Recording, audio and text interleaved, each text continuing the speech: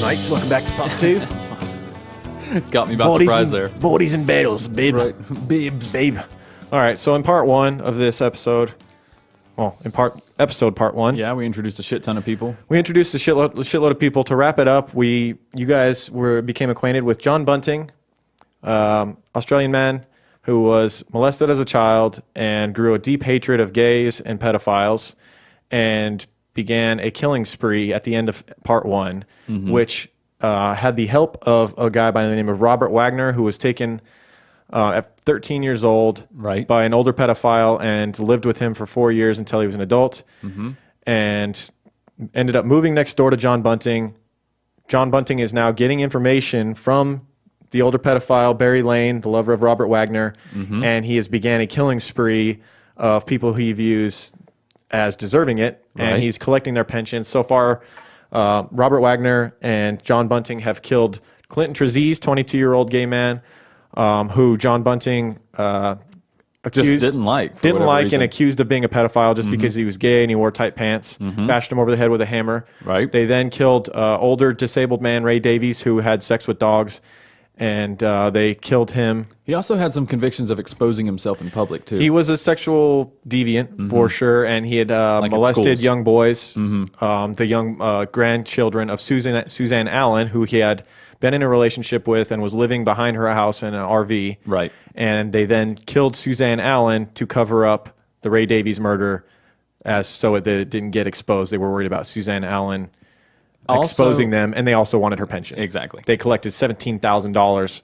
from her disability checks afterwards. And they would even go as far as to go to ATMs, collect money from their accounts. And this actually covered up the disappearances of these people. It looked, as far as to the authority, because, I mean, this is an area where people moved around. Right. No one ever stayed in the same place very long. So people disappearing wasn't really a big surprise.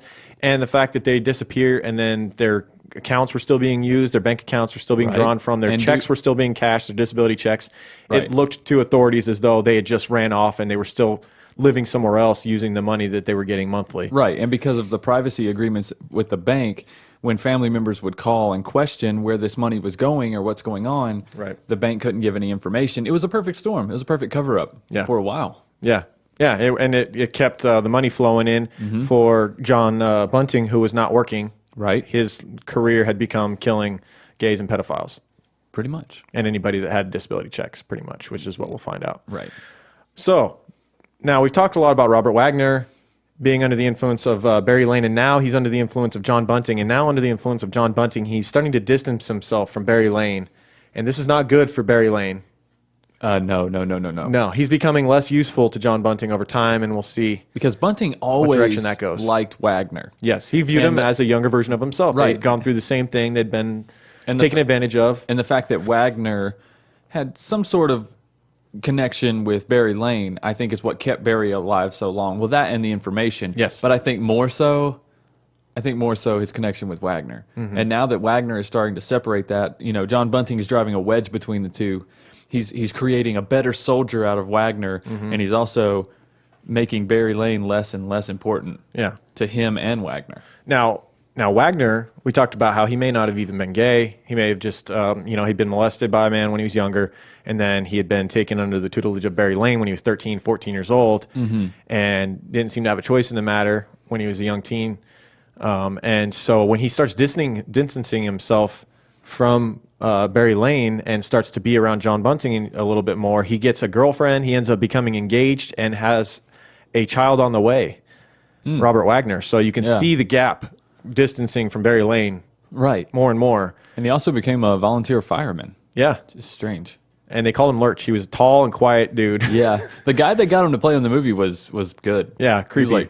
Creepy guy, right? He almost looked like a just a strong, silent, German type dude. Yeah, and much like John Bunting, he was kind of noted, like the people that worked with him and the people that were at the firehouse when he was around, they did note later that he had a tendency to make a lot of racist and homophobic comments, much like John Bunting. Right. And so there's that. Yeah. Now, the next victim was a guy by the name of Michael Gardner. He was an openly gay man and a close friend of Robert Wagner's fiancée. So Robert Wagner has this new fiance. She's expecting a child. Right. I believe she had children with someone else before they met because there was already Yes. children in Robert Wagner's home with this fiance. That's correct. And this Michael Gardner would frequently look after the children of Robert Wagner's. Now, Bunting and Wagner viewed this guy as a threat. They didn't like him, and they kidnapped him, tortured him, and murdered him in August of 1997. Well, it said there was an actual incident that the book talked about where Robert Wagner was like sitting on the porch, and Michael Gardner was out playing with the boys, and he put his hand over one of the boys' mouth or something, And it triggered something in Wagner, right? Wagner just lost it. He just lost it. It's like he almost went to John like right after that. The book said that it was something that had happened. It was part of his sexual abuse when he was younger. I guess whoever had abused him would put their hand over his mouth, and so Right. it triggered something in him, like it recalled that painful memory. Yeah. And he viewed this guy now as someone who may have been sexually abusing his children. And also, you're talking But it about didn't take much. If you were a gay guy Exactly. around them, it's just like it didn't take much. They would That's what I'm jump saying. from you're gay to you're a pedophile in an instant if you said one thing Yep. that they, even just something as like he's playing around with the kid, Right. harmless, but in his mind it's this big thing, Yeah, exactly. That's what I was just about to say. It could have been anything. Yeah. They were looking for anything. Yeah. They already hated him. So in August of 1997, Bunting and Wagner kidnapped, tortured, and murdered Gardner. They even forced him to make a phone call to a family friend that he was supposed to be moving in with soon. And during the phone call, he was forced to say that he needed time away, that he was moving north to Snowtown, Right. and that he was still going to move in, but he was going to take some time away, that he needed to get away for a while. And this was something that would become a staple for John Bunting and Robert Wagner, as John would force them to either read a script, and he would have a tape recorder sometimes, or he would just make them make phone calls to family members at and first- try to say that they were running away, that they couldn't take this anymore, and he would Right. even make them insult the family member as a means to push them away, kind of like my dog Skip. I don't like you anymore. Yeah, get out of here. Get out of here. Get this stupid dog. Yeah, Yeah. but it's He would, super much darker version. Yeah, much darker. But I think he went away from the phone calls because the family members were just questioning too much. Questioning too much, and they could hear people in the background. Yeah. So and they were also worried about the live aspect. You could start the recorder over if the guy fucks up. Yep. But if he goes, I'm being tortured right now, you really can't take it back. There's no delay. Is that what you're saying? Yeah. Okay. Because, I'm sure Michael Gardner and a lot of the people that they would do this to later knew that as soon as this tape recording or this phone call ends, I'm dead. You had to know. You had to know. I'm dead. The stuff that he would make them say, he would make them say things like, I'm never coming back. Don't follow me. Fuck you. Yep. Like, leave me the fuck alone. This is after Don't- they've already badly beaten them. exactly. And they've got them in either a bathtub or wherever they've got them that they're torturing them. And we'll get into some more of their torturing practices. They put out cigarettes on him, shocked him with battery cables, very Bob Berdella-esque. Yeah, like in the genital area, obviously. Yeah, put a rope around his neck and hung him with just enough space so that he could barely stand without strangling. John And they would just laugh really at him. got off on this. John loved it, yeah. He loved the just the torture, the panic in their faces. Yeah. And this was another one that he went to extensive lengths and like made phone calls through another person and ended up gaining access to his personal funds Of course. as well. Now, let's talk about a dude by the name of Thomas Trevelyan. He was described as having psychiatric problems and wore only Army-style clothing. He shared a home with Barry Lane for a period of time. It's another example of Barry Lane taking advantage of someone with issues. He'd shared a home with Barry Lane for a period of 5 months from April to October of 1997. And when John Bunting and Robert Wagner found out about this, yet another young, troubled person under the influence of Barry Lane, Right. this was kind of the final straw for them. And they felt that Barry Lane's usefulness to them had kind of run its course. You know what I mean? Yeah. He was no longer as useful. They'd gotten so much information.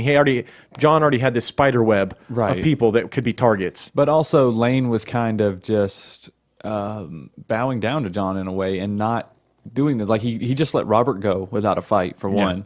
And then he seemed to be just chilling out, living on his own. So I think he wasn't causing any harm. So he wasn't the squeaky wheel at the Right. time. You see what I'm saying? Right. And then now that he's brought this new young man home, now he's back. They in, viewed he's back this in the as crosshairs. a way to get rid of Barry and a way to save this Thomas Trevelyan. Exactly. It's who a had mental win-win for issues. them. And yeah.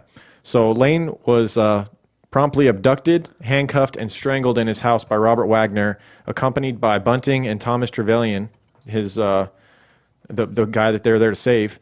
Before his death, Barry was gagged and his toes were squeezed with pliers. They love doing that. That was like, I'm like, It's a scene in a movie where they squeeze this dude's toe till it like almost pops and then like pull his toenail they off. would rip the toenail off with the pliers. It's crazy.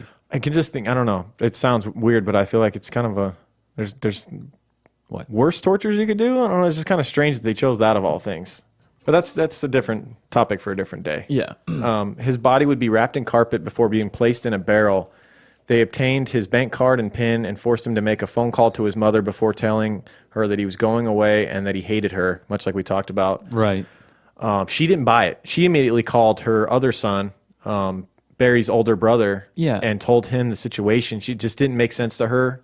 Like his whole cadence, like Wasn't the fact that he would insult her like that. She was very upset Yeah. by the phone call and just didn't think things were, something was off about it. And the older brother was going to rush over there, but he was out of gas. And this was at Barry Lane's home. That's and a good idea. He didn't. Like the book said, like had he had gas and rushed over to Barry's home, he probably would have been killed He'd as have well. been killed. Yeah. He'd had to have. Bunting wouldn't have had a choice.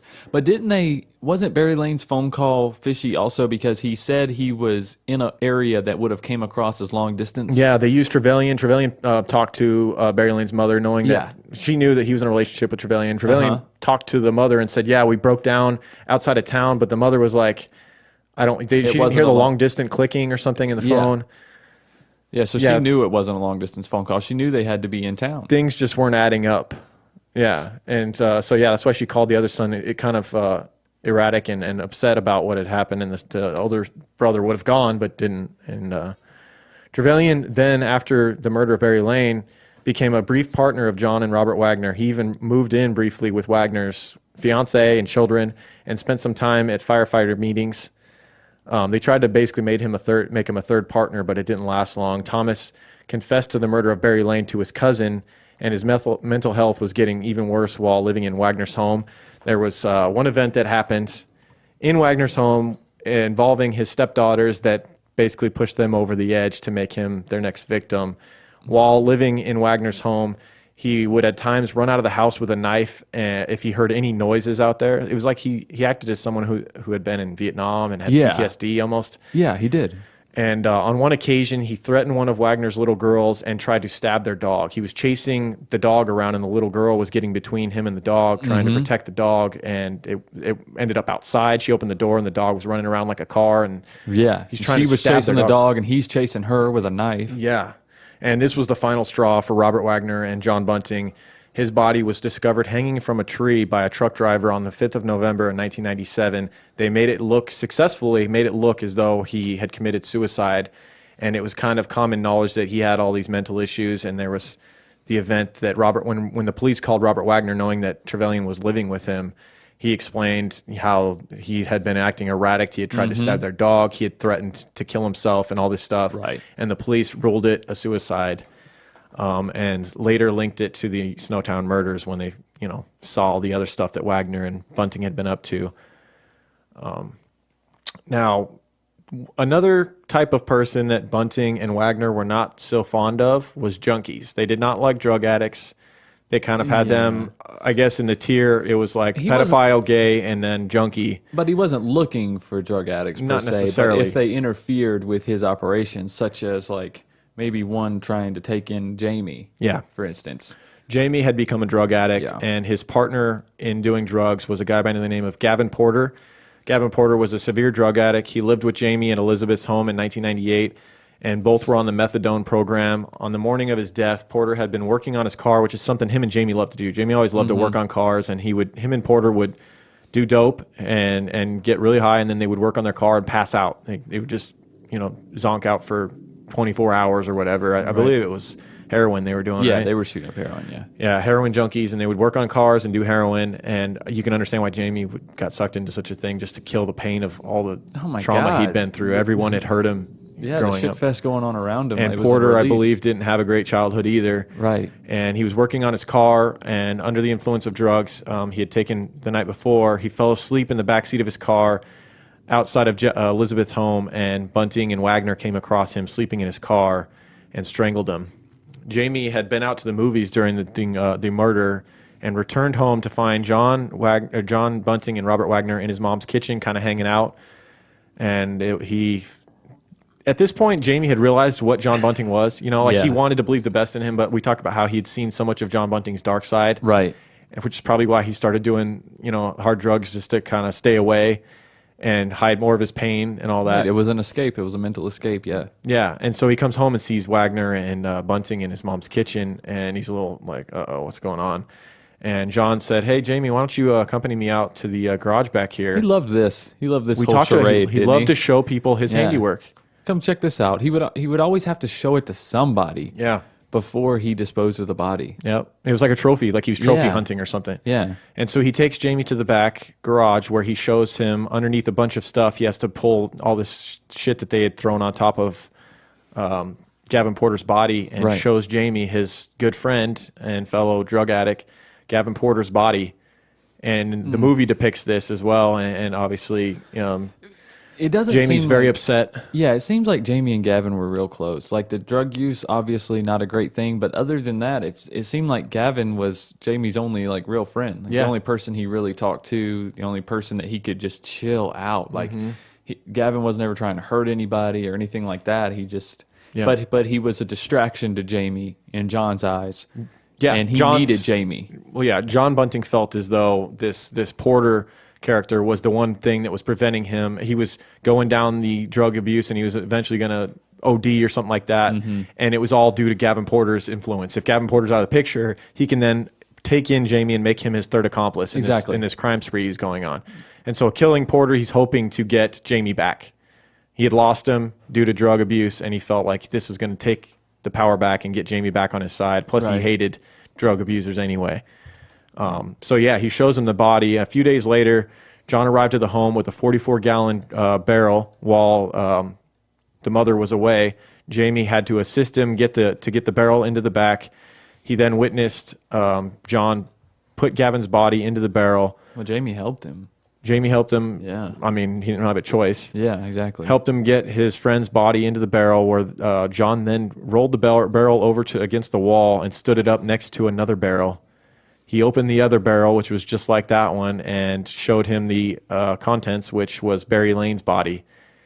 And he actually had a quote, which Jamie later said, "They're rotting quite nicely. They're rotting quite nicely." Yeah, it just gives you a glimpse into the sick mind of a serial killer, right? Yeah. He was getting off on how their bodies were rotting in these barrels. He loved the power, man. It was a power trip for him. At this point, it's nothing about being a vigilante or past assault. At this point, I feel like it's mainly power. Mm-hmm. It's mainly he feels unstoppable. He feels untouchable. Yep. And in the area he's at, he's creating these alibis, and he's got money coming in. Like he's He's got like people a kingpin back. right He's now. got people backing him up. The Yeah. group thing we talked about, where he felt like, yeah, he's like this superhero almost taking Right. out the bad guys. And Jamie is a key part of his team, and Yeah. that's why He's trying to get him back. Gavin had to go. Yeah. Yeah. Now, this next murder would be the first one in which Jamie was truly involved in, and it involved his older stepbrother Troy, who we talked about had sexually God. abused Jamie. The movie depicted Troy, the older stepbrother, holding down Jamie and raping him. And when John Bunting found out about this, I don't think he ever really liked Troy anyway when he was around all the time being Troy a didn't father like figure. John either, though. Troy didn't like John. John didn't like Troy. Troy was the older guy, and he kind of like saw through John's shtick Yeah. from the beginning, I think. But vice versa as well. And he Troy's was kind of probably, a shithead too. And hearing John constantly preach about killing pedophiles and stuff, Troy probably was a little worried that John would find out that he had sexually abused Jamie. And when John did find out, I think Jamie slipped up and mentioned some of the people who had abused him, and Troy was one of them. And it was a matter of time before that would become the next target of Bunting and Wagner.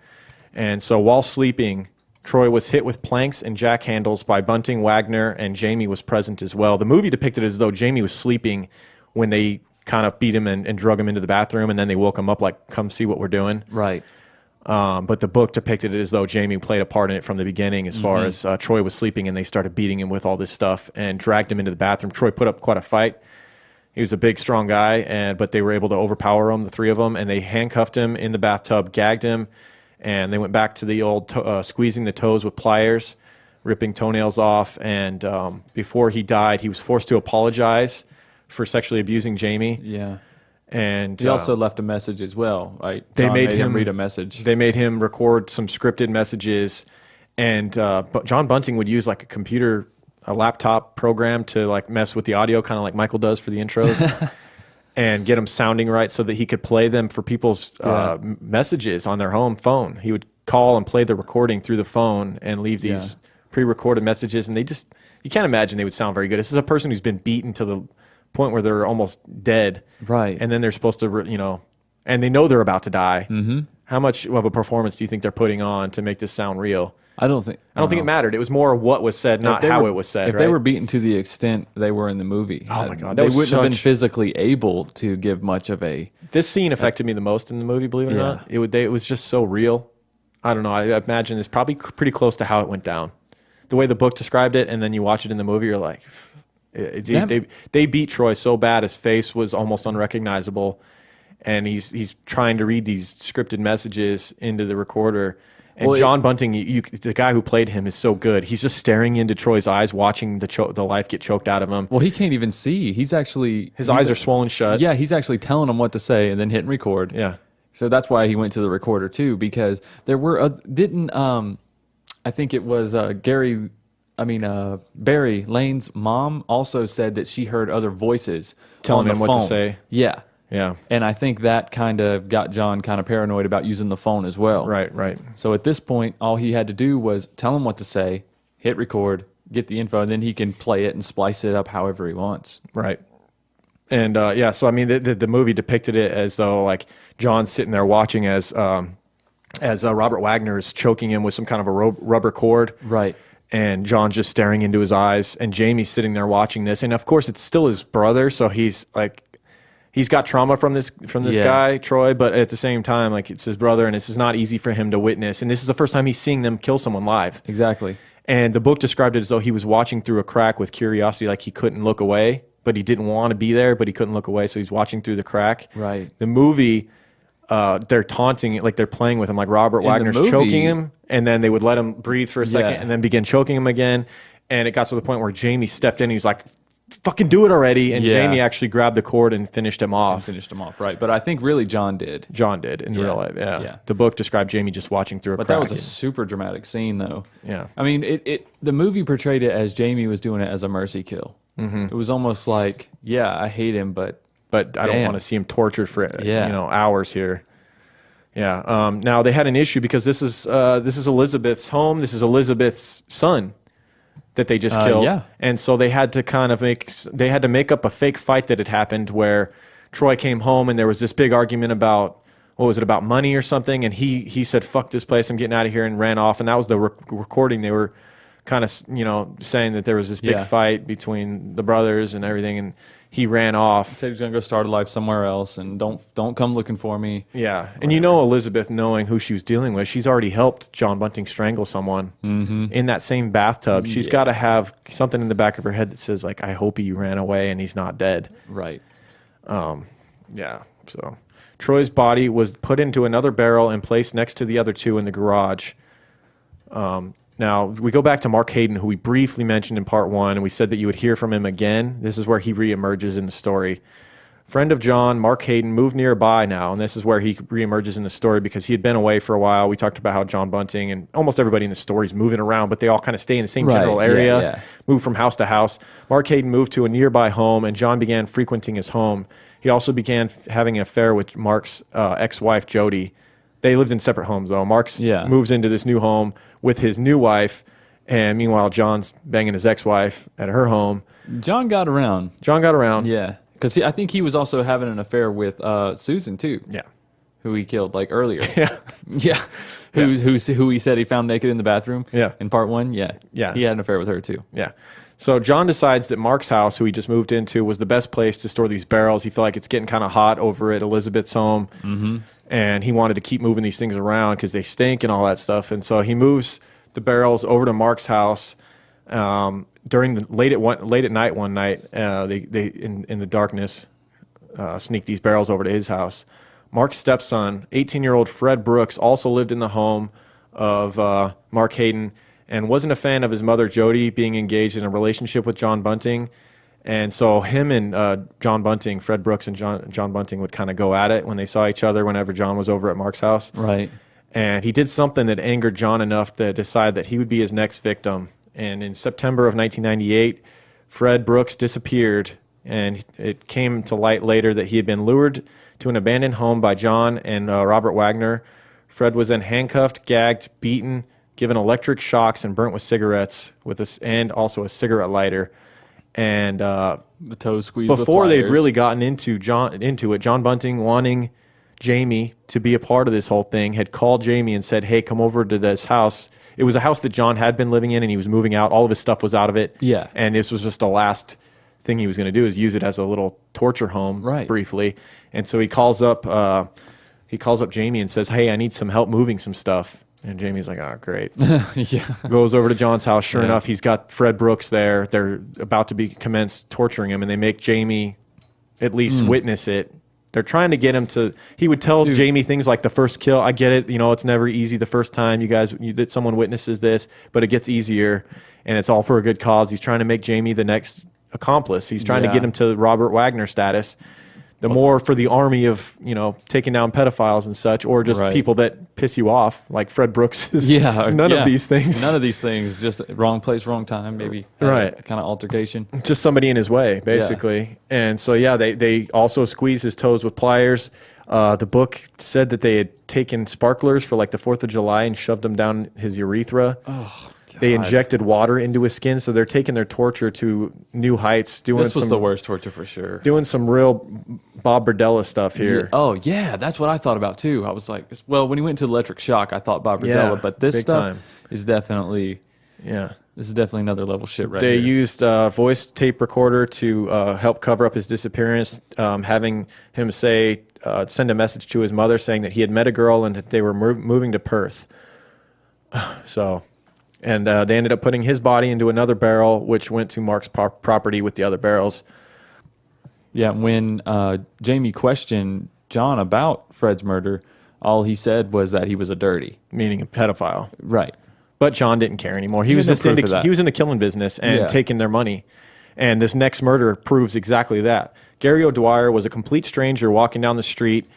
Bunting drove through the street that Gary O'Dwyer was walking down, and he had Jamie in the passenger seat. They're just kind of driving around. This is in Marybridge. And John, spotting Gary O'Dwyer walking, said that he was gay by the way he looked, and that he decided that he was a dirty. But I have a theory, because the book also depicted Gary O'Dwyer as someone who had a few disabilities. One of them was he had a physical disability in which he had a limp. And so you can picture, in my mind, John Bunting seeing cash, just seeing like cha-ching, like guy walking down the street with a limp. He's for sure on disability checks. Yes. Look at that poofta, that time of thing. He kicks in with the immediate homophobic slurs and says this guy needs to die now. Gary was a pensioner who suffered from a brain injury in a car accident and had an obvious limp. Wagner and Jamie visited O'Dwyer's home, so they knew that this guy lived nearby, and they kind of made an inn. And this is one thing Jamie was good for. It was like he was harmless, and like John would end up using Jamie a lot for recruiting. Mm-hmm. He would have Jamie go talk to these people and get them to lure him places. You see it several times. And so they would end up over at O'Dwyer's home for a few drinks, and O'Dwyer was grabbed, handcuffed, beaten, whipped with a belt, and given electric shocks. His death was later described by Jamie as similar to that of his stepbrother Troy. They would force him to call John and Robert God and Lord Sir. Yeah, Robert wanted to be called God, and John wanted to be called Lord Sir. And so that proves your theory on power, how he just got off on having complete power over a person. Well, they were deciding if that person was going to live or was going to die. Yeah. And they were just, it became the ultimate drug to them. Like, they couldn't get enough of it, I think. Yeah. These two together. And Jamie couldn't stand it, being a part of this, and actually told John that he was leaving, and John actually let him leave. But before, the book described Jamie going up and punching Gary O'Dwyer a few times in the face just to kind of make it look like he wasn't leaving because he couldn't stand this. He was just, I have to go. Yeah, I gotta go ahead, guys. You're doing good work. I gotta go. And so he had to like make it look like he was condoning what they were doing by going up and playing a part in assaulting this man. That's what I got too. Yeah, the book described it as he went up, took a few whacks, and then he's almost become the Breaking Bad. He's almost become He's Jesse. Jesse. Yeah, He's absolutely Jesse. damaged, Again, like very damaged. Like more and more bad stuff keep happening, and he's just kind of along for the ride. And he's like, he's in too he deep. still has a heart. Like he doesn't like what's being done. He doesn't like being a part of this torture and stuff. But Right. John Bunting is such a scary dude, and like you're wondering, like I better And go you're- along with this, or I'm going to be next. Like, Yeah. and he's got an accomplice. It's not like you can just And at get this- in a one-on-one fight with John if he shows up. If he shows up, it's going to be with Robert Wagner, and Yeah. it's a 2-on-1 fight. And they're going to get you when you don't expect it too. That seems like Exactly. another common thread. Is he? And also, Jamie is an adult by now. Yeah. He's 18, 19 years old. So if he did, quote unquote, disappear, John could have made up an excuse for him just like anybody else. He's not just some kid that would have been kidnapped at this point. Yeah. Gary O'Dwyer's body was driven to Mark Hayden's house and put in another barrel. John told his neighbors that someone had beaten Mark up, and he decided to move away. This was real brash the way they did this one. So when they'd gone to Gary O'Dwyer's home, it was an apartment, and he had all these neighbors and stuff. And there's this, big shit that goes on. They're torturing him in this apartment, and they drag him off, and they know that the neighbors are going to notice him missing and stuff. And so they actually just kind of cut to the. They tried to cut off the investigation and like clear their names right away by going directly to the neighbors. Because they know the neighbors saw them. Yeah. They know the neighbors saw them coming and going from Gary O'Dwyer's apartment. Right. So they go to the neighbors and go, Gary was beaten up by some people, and he's so afraid that he ran out of town. And he said just to sell his furniture. And so John Bunting and Robert Okay, Wagner will start do. selling Gary O'Dwyer's furniture to his neighbors. The guy they just killed. They're letting the neighbors into his apartments and acting like they're helping Gary out by selling his furniture, and they're going to get him the money. Yeah. And anything that's left that he doesn't want sold, he said, you guys can just take it. So his neighbors are coming in and taking his shit and buying his stuff from the people who killed him. That's how brazen they got. Such a terrible idea. Right? It's just the But he worst got away time. with it for a He while. got away with it. God, it's amazing the shit they got away with, dude. It's because nobody cared about that area, man. Yeah. Nobody cared about that area. Yeah. Now, Mark Hayden's wife, Elizabeth, had become an issue for John Bunting and Robert Wagner. He never liked her anyway, but now she'd begun inquiring about the foul-smelling barrels in the shed out back in her backyard, the like 4 or 5 barrels filled with bodies. Yeah. John can't smell, so he doesn't know. What smell? Right. And also, Mark Hayden had kind of a big mouth, and John found out that Mark had been sharing secrets with Elizabeth about the killings. And so Elizabeth had to go. She became the next victim. She disappeared in November 1998, and it was later discovered that she had been tortured and strangled to death by Bunting and Wagner, and her body was added to the collection of barrels in her own backyard. God. Pretty crazy, right? Like, there's these foul-smelling barrels in my backyard. What the fuck's going on? What are your friends putting back there? Right. You end up in one of them. Yeah. Pretty dark. That's dark. Yeah. Mark played a part in covering up his own wife's murder, and this one would kind of be the one that would be their downfall, really. I mean, the fact that Mark didn't go to the police right away and report his wife missing was one of the biggest red flags for police. Mm-hmm. John and Mark collaborated on an elaborate lie to her sister, Gail, that Elizabeth had made a pass at John. So this is how big his ego is. He covers up the fact that he killed this woman by saying that she ran off because she was so embarrassed that he turned her down. She made a move on him. He turned her down, and Yeah. She just couldn't deal with it. And then when Mark came home and found out that she had made a pass, when John told Mark, like, yeah, your wife made a pass at me, and she's in the back room right now. She's upset that I turned her down. Yeah. Supposedly, Mark then went back there, confronted her. They got into this big fight, and she ran out of town and left all of her stuff there. Yeah. Left her purse with her ID and her bank cards and all this Yeah. stuff at the house. This is something the police were supposed to believe, right? Right, exactly. And the family of Elizabeth is a very caring family that is not buying this story. They're not believing Mark. They Right. immediately are suspicious of him. And so her brother, Garyon, goes to the police before her own husband does. The police automatically are like, well, that's strange that it's been days and her husband hasn't reported her missing. And then they're supposed to believe this story. So Garyon goes and tells the police, like, I'm suspicious of her husband, Mark. This story that he gave us is not making any sense. And the police, when they go to check the house, they see that her purse and all of her cards and everything are there. Right. And so immediately, Mark, Hayden, John, and Robert were all taken to the police station for questioning, and they all had the same story. Their story wasn't quite good enough for Detective Greg Stone, however. Because it's a bullshit story. It's definitely a bullshit story. But it's like, it reminds me of the Jessica Dishon case where Yeah. when she was kidnapped and her purse and her phone and everything were right there in her It's car. like, oh, she just wandered off. Like, oh, she just wandered off and just forgot. All teens this do important this stuff. sometimes. Yeah, it's the same situation here. Yeah. So when police inspected the home even further, we talked about how they'd found the bank cards in her purse there. That really was like a big red flag. People don't usually just leave from home and not bring that stuff. It's crucial. Mm-hmm. They also searched the garage. Now, the barrels had been removed, but they found a pit within the garage which had been used to store the barrels, which smelled horrendous, obviously. Right. And had insects and flies still kind of hanging around. And the barrels had just been moved a few days earlier, so there's all this remnants of that. And they're kind of like raising their eyebrow to that shit, too. Right. 5 barrels containing 7 victims had been moved due to the mounting police pressure. The house they moved them to was a guy by the name of Simon Jones. It was a friend of John's. And he had this big lot, and they put it in the back by like some abandoned cars. Yeah, and they still, Simon Jones and like his wife were like noting like every time they went back there near them, they stunk so bad. Right. So they just told him it was kangaroo carcasses, though, right? Yeah, John and Robert said, "Oh, there's kangaroo carcasses in them." Why they would keep barrels filled with kangaroo carcasses, And rotting kangaroo carcasses, I don't know. Yeah. And how would you not look at it though? Right. I feel like I would have to look. Like even if it's a rotten kangaroo carcass, I'm still gonna look. Right, you're still gonna have skeptical hippo I face. got to, yeah. Yeah. Like as soon as they leave, I'm going out there to open one of the fucking barrels. Right. Yeah. So the friend Simon Jones, however, was moving just a few weeks after they had kept the barrels there. So the barrels had to go yet again. Around this time, John moved to Snowtown. Mm-hmm. This is where the Snowtown gets its reputation. John happened to move there right Poor around this time, Snowtown. mounting police pressure. He's got these barrels. He moves to Snowtown, Australia, which was a small town at the time. It had recently gone through a farming collapse, which meant that there was a lot of property for sale. One of them was a bank that had been occupied that was now abandoned, and it was available for rent for a reasonable price.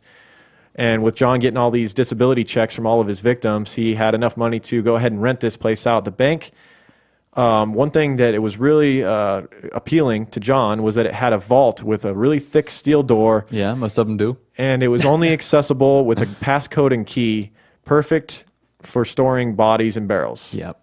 It is perfect. Yeah. You have to admit. And he was it's pretty making all clever. that- It's and pretty he was clever. making all that money too. The rent was probably nothing. Like, Yeah. no big deal. It's pretty clever. Now the barrels with bodies were immediately moved to the vault where they would end up staying for months. And the movie depicts this bank vault, and even in real life and in the book and in the movie they had black plastic. Mm-hmm. When you open the vault door, you'd have to go through some black plastic that they had hung up, and the barrels were basically just stored in there. And eventually the stench would stay in the vault for a while. You can imagine it was probably pretty airtight, but it was so immense that it actually made its way to the rest of the building. And John decided that something had to be done about it. It was that bad. He would actually ask like Jamie to come to the bank and like ask him like, "Does it stink? Have a sniff, will you? How's that? I What is might. that? What are you getting a whiff of there? Pretty rotten? How about from this distance? You still smell it? Can you smell it from out front, mate?" Fuck. Yeah, yeah, and obviously this small town of Snowtown's wondering like what's going on over at this bank. There's cars coming and Right. going. They're rolling like barrels inside, and Yeah. Strange Carrying characters in, like coming and grocery going. carts of Febreze. Right. I don't know what's going on. Yeah, so they decided something had to be done, and their plan was to go to the bank, cut up the bodies that had been rotting for months, mind you, Right. and fill the bottom of the barrels with cement, put the chunked up bodies back into the barrels, and drop them out into the ocean so that they could sink and be gone forever. Mm-hmm. Meanwhile, it's important to note the police had been diligently investigating Elizabeth Hayden's disappearance, the wife of Mark Hayden, Right. who they had killed. Her family was staying diligent and like pestering the police as to finding they knew It's a good that thing, she too. didn't run off. They knew she didn't run off. Right. And so when they're investigating Elizabeth, they start to get a lot of suspicions about everyone involved in this. Mark Hayden and his 2 friends, John Bunting and Robert Wagner. Right. And they start seeing some connections between Robert Wagner, John Bunting, and missing persons. When they really start looking into it, like they're like, okay, so he lived here, and this person that lived right next door comes up missing. Then they move over here, and then this person comes up missing. Yep. And so police had placed Mark Hayden, John Bunting, and Robert Wagner under 24-hour surveillance. They were taping their phone calls, and it was just a matter of time before they get some stuff that would really hold up in court, and they could put them under arrest. Right. Meanwhile, John Bunting was unaware of this 24-hour surveillance, and he knew that there was police pressure for a little while, but he felt that it had died down. He'd gotten the bodies moved, the barrels. He felt that they were in a safe place being in this bank. Right. And now they were working on, getting rid of the barrels completely. Mm-hmm. I'm sure he liked keeping them. Like, he liked his mementos. Yeah, Like I don't as a think he serial wanted to let killer go thing. of them. No, I don't think he wanted to part with his Because bodies. why not after you kill him, take the one barrel to the ocean, throw it? Like, that would be the easiest thing to do. Right. He obviously wanted to keep them as trophies. He had buried the first few victims, but I think he got more Yeah. brazen, as serial killers do. The more success they have without Yeah. getting caught, they get brazen. They start keeping momentums from their victims. Sometimes they just keep the bodies themselves if Right. they can. And so, yeah, and he's planning to get rid of those. And the next target he would determine, since he didn't think the police were really onto him anymore, that they had kind of like forgotten about it, he determined that was going to be another one of Jamie's stepbrothers, 24-year-old David Johnson. We haven't really brought him up. He was one of those sons of Elizabeth Harvey that comes and goes from her household. Right. It wasn't one of her sons, though. It was her stepson as It was well, a stepson. She had dated a guy who was the father of David Johnson, and David Johnson had lived in her home for a while. And when Elizabeth and his father broke up, David Johnson stayed there and was continued to live with Elizabeth for a while, even into when John Bunting came in and started acting like a father to these kids. Right. And obviously, David Johnson was not a fan. He wasn't a fan of John Bunting, much like Troy wasn't a fan. It's like the older ones were more skeptical. You also saw a little bit in David. You saw a little bit of higher class. Like, he wanted to, at least the movie portrayed him that way too. But I kind of got that vibe from the book too. Like, he kind of had a future ahead of him. Yeah. Unlike a lot of people there. And I think John kind of felt intimidated by him in that way because David kind of seemed like he had his shit together at 24. He wasn't buying John's shtick either. Yeah, like he kind of had a good job. Like he was kind of making it for himself. He didn't need any help from the people. Good job equals money equals Exactly. target for John Bunting. Right. Something he can rip off. Exactly. And And he's also a threat because he's a good influence on Jamie. Yes. Jamie liked David. David liked Jamie. And this Right. is something that John would use Yep. to get close to David and eventually kill him. David, I think what you're saying really is that David had more resources. He had parents that cared about him still. Yes. His father was still in the picture, bouncing around. He would go live with his dad. He would go live with his mom. His mom was still really keeping close to him. And I believe at this time he was living with a girlfriend. Right. Yep, David he Johnson was. And so John Bunting decides it's time that David Johnson's going to be the next victim, and he uses Jamie as a means to lure him somewhere. He goes to Jamie and tells Jamie to contact David Johnson and get him to the bank. Get him to the bank in Snowtown. I don't care how you do it. And they decide that the way they're going to do it is Jamie's going to go to David and tell him that he's going to, that he has a computer that he knows of that's for sale. A friend of mine's selling this computer. Yeah. For $200, really nice computer, whatever. And the movie depicts this whole scene of Jamie selling him the pitch to go buy this computer. Right. And David agrees, I could use a computer. And they actually ride together. Jamie drives David Johnson out to the bank in Snowtown, where inside the bank, John Bunting and Robert Wagner are waiting. And you got to think, is as such soon as an he eerie walked in, scene. that he knew what was going on. They depict this scene in the movie, and it is so eerie. Like It's the so way eerie. that it's like Jamie just walks David into the slaughter and then just like walks away. Right. And David's just left standing there like, what the fuck's going on? And a crazy situation ensues because they start torturing David. They overpower him. They get him tied up or whatever, and they start trying to get his banking information. They get his cards, and they want his PIN, and he gives it to him. And John, for whatever reason, John Bunting wasn't quite sold on the fact that he had given him the right information, and so he tells Robert and Jamie to go run to the store and try out the car to make sure it works before they finish off David Johnson. And so, the book says that Robert Wagner's driving and he's going like 100 miles an hour plus to this store because he wants to get back and continue. Robert Wagner's just as sick. He wants to continue torturing this dude. He's getting off on it at this point. He's been a part of so many murders with John that he doesn't want to miss the action. So he hauling ass to the store to check the car. They get there, the car doesn't work. And the police, mind you, are keeping 24-hour surveillance on them. Yeah. And so they intercept a call between Robert Wagner, Jamie Lasakis, and John Bunting, who's back at the bank. They call him and say, hey, these cards don't work. Meanwhile, there's a fight that ensues between David Johnson and John Bunting. He's alone with David Johnson. It's one-on-one for once. Yeah. David Johnson finds a way to get a hold of a knife, and there's like this whole cat and mouse game that goes on inside this bank. And the book said that John had to call a friend in Snowtown and have him come and get a hold of David Johnson, and he was thereafter strangled and killed. I'm surprised that the movie stopped right here, because this would have been, I guess because there's so much speculation about what happened here. So I guess they thought to move it out. They thought to leave it out. What really blew my mind, though, is how was John and Robert Wagner, how are they under this surveillance, and yet they're like, they intercept this call, and they must know that. You think they just have their How do they not rush tapped? to the bank and save David from being killed? You know what I mean? That's an excellent question. But do you think, well, if they didn't say anything about being at the bank, if they just had their phones tapped. Yeah. But I mean, if they were on 24-hour surveillance, there's no excuse. If someone's following them around in a car, a squad car, Yeah. I don't know. You would like to think that they could have stopped it, but what ended up happening was that David would be strangled with his own belt by Bunting, and his body would end up being cut up and put into the barrels in the bank vault. And he's the last victim, though. Yeah, and unfortunately, this was right as the police were really, their investigation was getting them to the final prize. They were right on the fucking heels, pretty much. And David was just an unfortunate final. There's always that last victim of a serial killer, and it's like the police were right there. They were and right just there. You just happened to be right before they got caught. Right. And he would be the last of the 12 people linked to the bodies and barrels killings.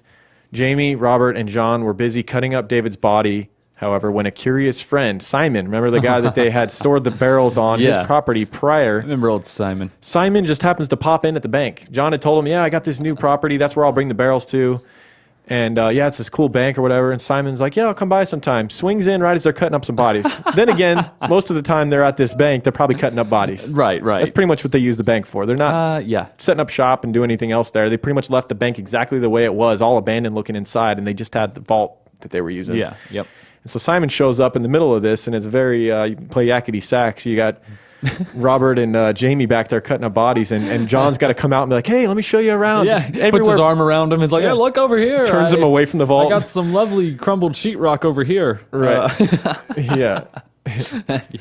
Yeah, and so he ends up avoiding that disaster, and Simon doesn't see anything too crazy. I'm sure he smelt some pretty foul stuff, but he already knew those barrels smelled pretty foul after having them on his own property for a while. Now, there's another issue in that they killed another person that had family that really cared.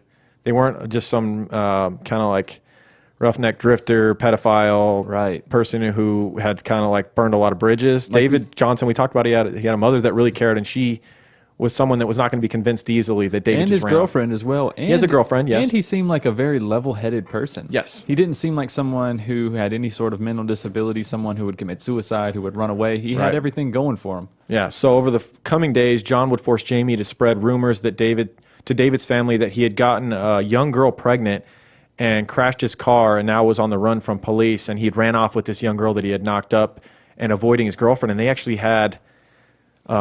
Jamie had, I forget who it was, they had another girl call the girlfriend, David's girlfriend, and act as though she was the young girlfriend that David had knocked up. That's how far they took this. And meanwhile, John was just kind of biding time while he could work on the recordings that they had gotten of David Johnson, but he wasn't able to get him to the point where he felt they were ready, or that they were going to convince David's persistent family that this was him and that he was really running off. He just didn't feel that they were good enough. Right. And so, there's just, it's all kind of accumulating. The police have them under surveillance, and now they killed the wrong dude at the wrong time. They got too brazen. It's what serial killers do, dude. It's what serial killers always do. Yep. The police investigation now had led them to John's friend Simon Jones, who we keep talking about. Simon Jones, in talking to them and to police, the police questioned him about a 4x4 that was on the property that belonged to Mark Hayden. And Simon said, well, if you're interested in Mark Hayden, you should probably talk to John Bunting and Robert Wagner, who Mark Hayden seems to always be around. Right. This bells start going off in their head like, of course, the same three guys all the time. And if they wanted to find the barrels, Simon said that they need to go to an abandoned bank in Snowtown and check out the vault in there. Simon had just been to the bank. He knew that the barrels had been moved there. Yep. He still smelled this foul stench. And for whatever reason, John Bunting at some point had shown him how to get into the vault, Simon. I mean, The bank describes Simon being able to let the investigators into the vault. He knew the code or whatever. yeah. See, Simon was in on it the whole time. He was either in on it the whole time and played dumb, or he was just going along with what John said until he had an opportunity to turn him in. Yeah. It's one of the two. He was either on the side of the police the whole time. It does seem like he's quite oblivious to a lot, don't he? Yeah. He's letting them store these stinky barrels on his property. Then he's at the vault while they're chopping up bodies, and he doesn't see nothing. Yeah, and or he knows smell how to anything. get. And he knows how to get into the vault too. Yeah. Come on, dude. He never goes down for this, and it's probably because he helped the police catch the guys. So maybe they kind of looked the that's other what way. I'm saying. On a lot Maybe of stuff that he was was weird. working with the police the whole time. Maybe they were in contact with him the whole time. Yeah. And so, yeah, he tells them to go check out the bank. And that afternoon, on May 20th, 1999, police went to the bank in Snowtown, searched it, and with the help of Simon, got into the vault where they immediately discovered everything. There was knives and bloody shit all over the place. When they popped open the barrels, they found the remains of several, to say the least, bodies. What was it? 12, right? 12, no. Yeah, no. There was 12 victims total, but there was 7, 8, I don't know. I think there was 8 including the most recent David Johnson. Yeah, 8 bodies. 8 bodies. And out of 6 barrels. In 6 barrels, there was 8 bodies. And they would also go back to John's early residence and find bodies buried in the yard there as well.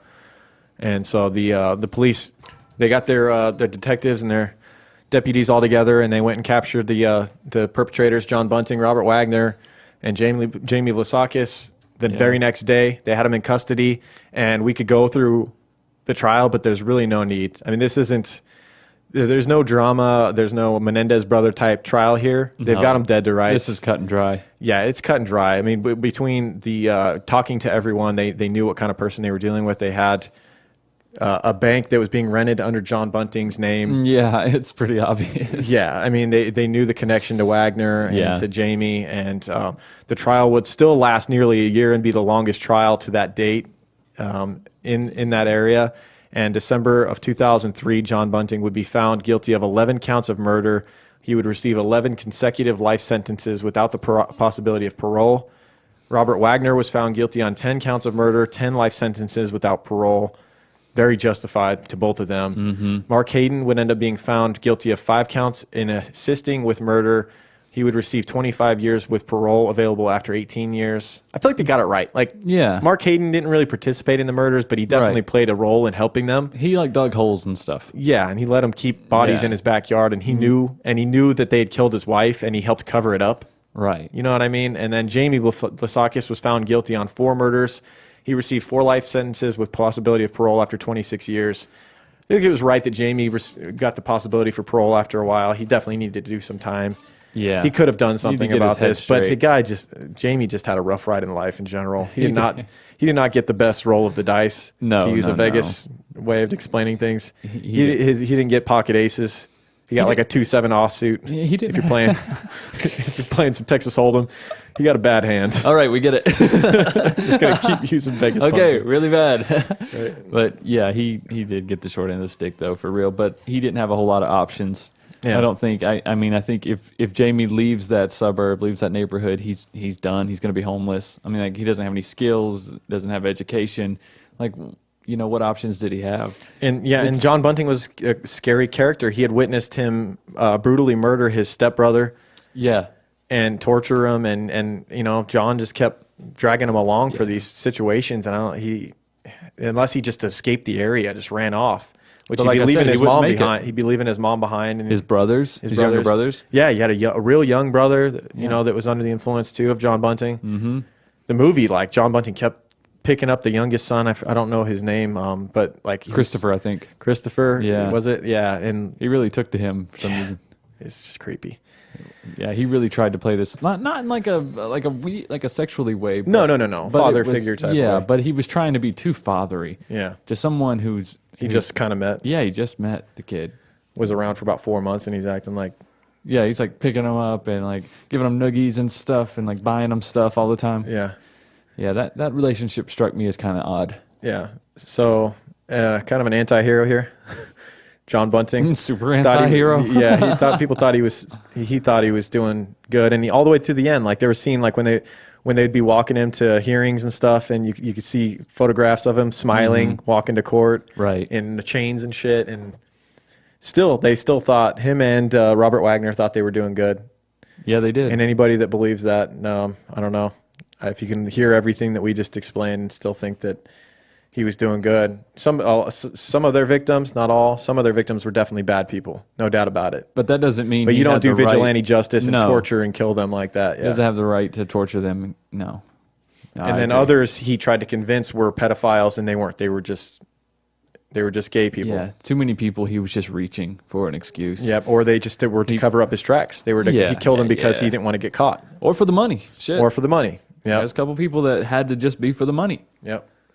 Yep. And so that is the bodies in barrels case in Snowtown, Australia, mates. We hope. That's right. I wish we would have done more Australian accents, but we were just trying to convey this story in a matter that made sense that you could follow. Hopefully, you were able to follow along. We know there's so many names. We know there's a lot of names. We know there's a lot of characters. It was overwhelming to study, but Right. once you get the hang of it, like if you listen to this and then go watch the movie, or listen to this and go read the book, and then come back and listen again, or whatever. If you read the book first, or listen to part one and then go read the book or and watch the movie. The more of this case you get, the more fascinated you get, because then you really start to get a feel for the characters involved, and the names become less overwhelming. Like the amount of characters in it. It does. The movie helps put the face to it, and it helps divide things up in your mind. Right. But the book, again, which is Bodies in Barrels, The Snowtown Murders by Jack Smith, it is a really good book. It's a good book. But it just seems overwhelming at first. It's so fast, and he goes through everyone's childhood. And it's not a big read. I mean, audio form was 2.5 hours, but there's a lot of information crammed. I think. 2.5 hours, dude. Was it only 2.5 hours? And it was a lot of information in 2.5 hours. A lot. Less than a Joe Rogan episode, you got this entire story. Granted, we just did it in 2 hours. Yeah, so there you go. We're not a whole lot shorter. There's a lot to be discovered still. If you're fascinated in this case, you can still learn a lot more than definitely watch the movie, if nothing more for entertainment. And it's very well done. It's dark. It's very dark if you're into that kind of thing. Like it's definitely a mood setting movie. Yeah, no doubt. A very dark mood setting movie. Yeah, but so it's real. That's the Bodies and Barrels. We hope you guys enjoyed it, and we hope we did a good job for you. And let's do some shout outs and some sponsors and wrap up this two-parter. Let's do it. For the freebies. First off, Nicholas P. in Walker County, Alabama, hit us up about a Facebook group that rescues animals. Rough Rescuers United for Fur Babies. Check out their Facebook page. He hit us up and said that he was wondering if we could give them a shout out. They basically...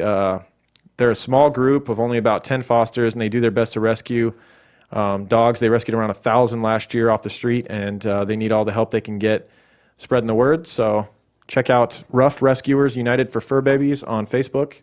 Right, especially if you're in that area and looking for a dog. Like, hit them up first. Doing good work rescuing dogs that need a good home, and so, we're all about that stuff. So we want to start with them. Check out our Twitter and our Instagram, at True Crime Guys. Yep. Our Facebook page. Our closed Facebook group run by Michelle K. Yep, who is going to be a researcher. Our Crime Line aficionado. Yep, coming on to the True Crime Guys podcast. You can also follow me on social media and Twitter at @andI'mMichael and @Michael on Instagram as well. Most importantly, check out Oh My Gaia, our #1 sponsor. That's right. The best deodorants and beard oils you can get. Guys, paraben-free, aluminum-free. If you're considering trying it, just try it one time. Just do it. Just try it one time, and I guarantee you will not go back to Speed Stick. And when you try it, you won't. Use our code word, Crime Guys. Crime Guys. All one word. Save 15%. Right. And if you skip this all the time and you're not skipping it right now, Oh My Guy is an innovative all-natural deodorant, fragrance, and beard oil company. Don't you hit that skip, specializing in paraben and aluminum-free products. So there you go. Bunch of great scents. You don't know what that is. Bunch of great scents, Yeah, including vanilla, our cherry own almond. scent. Our own scent, the one that matters most. True Crime Pine. Yeah, True Crime Pine. Because it has our faces on it. Yes. That's cool. And because it smells amazing. Oh, yeah. And it covers up murders. Right. Yes. It covers up murders. It smells like the forest in which you bury the bodies. It's beautiful. It's beautiful. Right. But there's all kinds of scents, guys. Lavender, sandalwood, lemongrass, Egyptian musk, coconut, dreamsicle, leather, lumberjack, honeysuckle, fireside. And she has limited edition scents. And if you just want some samples, you can hit Wendy up at at Shop Oh My Gaia, shop_Oh My Gaia on Instagram, or ohmygaia.com, ohmygaia.com. So like if there's one that you certainly want, but you want to try out some other ones, just let her know. She's super cool. She ships like yesterday. She's just a good person to work with, and she's been a great friend of the podcast, and we couldn't be happier. Absolutely. Yeah. So Oh My Gaia is taking over the world. So jump on the bandwagon. We're just riding her bandwagon to success. Absolutely. All right, guys. Also check out Killer Pens. They sent us amazing pens. We already talked about it in part 1, and we did a live stream and showed you guys. We should probably post a picture too. Yeah. These things are so we'll fucking post badass. a picture on Instagram. Killer Pens. Check out their Facebook. The Pens has an apostrophe at the end. 2 words. Killer Pens, PEN''S. Yes. Check them out. And hopefully you can buy one of these badass pens from them if they're selling them. Yeah, those are awesome. Or they could be limited edition and only we have them. That would be kind of cool too. Just 2? I hope I got number 1. One last thing, Redbubble store and stickers. If you want stickers sent with a personal message, go to truecrimeguys.com, click on stickers at the top, and donate a few bucks, and I'll send you some stickers with a personal message. Oh, and real quick, the Patreon for a year giveaway on Instagram. We are going to be making a post on Instagram. Be looking for that. Tag somebody, and you are entered to win that Patreon for a year. Or if you already have it and you tag somebody else, we'll give it to your friend that you tag. Whatever. We'll figure it out. I mean, the way it works, we're not going to be able to actually sign you up for Patreon. We're going to basically send you $24. Yeah. and then it's up to you. Spread it out over the year, okay? Don't use it on half a tank of gas. So if you do the math, that gives you $2 a month for 2 years. Right. And and then you'll get to listen to our 13 premium episodes, which are usually 2.5 to 3 hours each. Yep. And our bonus recordings and our listener conversations and stupid shit that we put on Photoshop stuff that Lauren does. Yep. There's all kinds of fun stuff on there. Some outtakes. We don't do outtakes that much anymore. We don't do them enough. We need to do more. We need to do them more. Yeah. Well, we got so many though. Whew. Right. You guys would realize how shitty we are if we did that all the time. We can't do it all the time. All right, guys. That's it. We hope you enjoyed this 2-parter on the Barrels and Bodies case, and keep creeping. We'll see you around the bend. Keep creeping, guys. Have fun down under, mates. Guys, in the desert we like a mirage. It's okay if you clicked on us cause you thought we was True Crime Garage. Now we ain't mad at you. Sit down, let us talk at you. I'm talking to the creeper army. We out here making murder, get murder, get murder. True Crime Guys, in the desert we like a mirage. It's okay if you clicked on us cause you thought we was True Crime Garage. Now we ain't mad at you. Sit down, let us talk at you. I'm talking to the creeper army. We out here making murder charming.